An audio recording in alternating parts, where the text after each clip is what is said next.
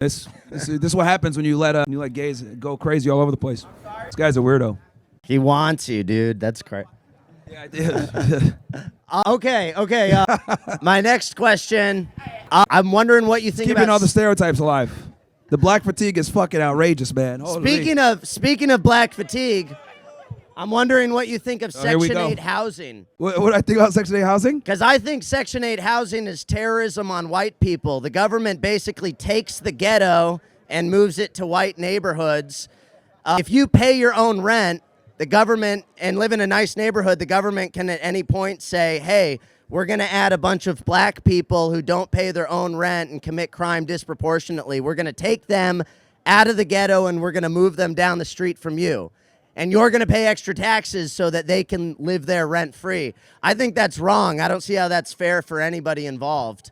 Yeah, no, I agree with you on that one. I mean, I have some real estate property, and I'll tell you, man, niggas are the worst tenants ever. So they don't pay, and they fucking get all mad, and look, they're going crazy already. Yeah, it's nuts. It's like, there's a line if you want to go ahead and join in the discussion. But I started a political action committee to fight Section 8 housing. You can go to stop8.vote and sign the petition. Let's go. The goal is to get Section 8 housing on the ballot in all 50 states. So when you go to vote for president or governor or whatever, you can also vote yes or no on Section 8 housing. And everybody that pays their own rent should be against Section 8 housing. Section 8 housing is terrorism on anyone that has a job in this country, basically. I agree. They lower the property value. Crime goes up. A lot of times they don't even pay the rent because, like, what will happen is, like, Section 8 will cover a good portion, and then they don't even pay to the landlord still the other portion that they have. It's a pain in the ass, man. Every time I've had Section 8 tenants, I'm like, fuck this. They're the worst. Amen. Stop8.vote. Sign the petition. We got to get Section 8 housing out of here. It's destroying our future. It's destroying everything. Yes. And check out my guy, Woman Propaganda Hater right here, man. Shout out to him. Thank you. Yes, bro. That's my guy. All right, who's up next? How's it going, Myron? You. Is this good? Right here? Yeah. All right. I have two questions. So I was wondering, like, when you and the Avengers are going to pull up to mog the Chuds and Foyds at 5 points. Just so, like, we all know, you know? Which Avengers? We got a lot of guys in the Avengers. Who do you want? Like the one that Clav posted on his Instagram. Like Nick Fuentes, the Tate brothers, whoever was there that night, you know? You're talking about the niggas real against Talmudic order. Yeah, the NATO, the real nigga NATO. Yeah. Well, I'll make it happen one day. Next time Andrew's in America and everybody's together, I'll make something happen. All right, and then my last question is, do these debates spike your cortisol levels? Bro, it's always spiked, man. It's always going to get spiked debating these women and, you know, gays and weirdos and libs. It's nuts. How do you manage that for other moggers out there?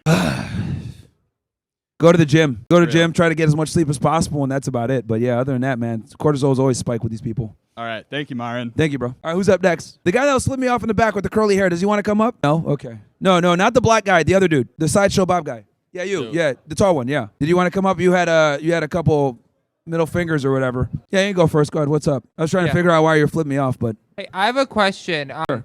Do you know who Alex Purdy is? Yes. The man shot in Minneapolis by ICE after he was already on the ground and disarmed. Yeah, we talked about that earlier, actually. I don't know if you were here for that one. No, I just got here. Okay. It was a justified shoot. Why? Right. Well, sorry, guys. I'm going to go through this again.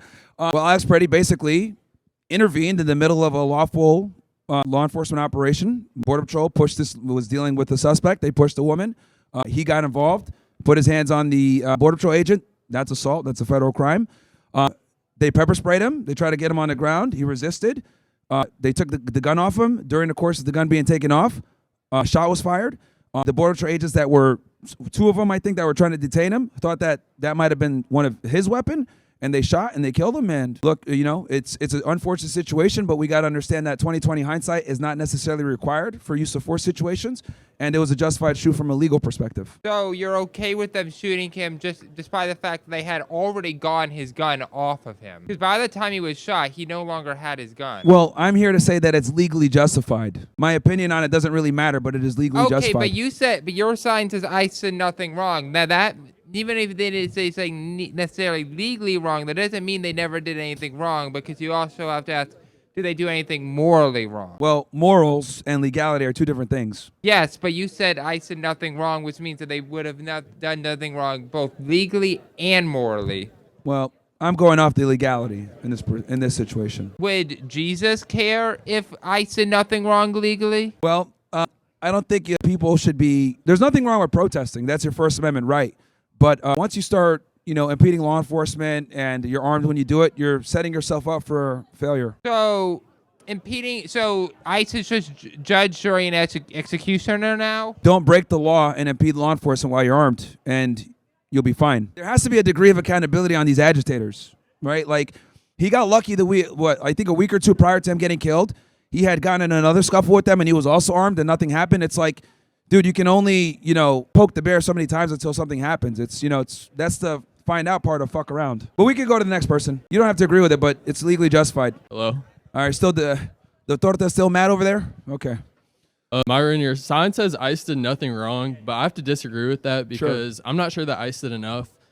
There's estimated around 15 million illegal immigrants in the United States, and ICE supposedly only got out about 50,000 in Trump's term.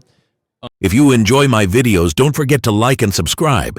And if you want to create clips like these fast, try Opus Clips. It's smart, simple, and built for creators.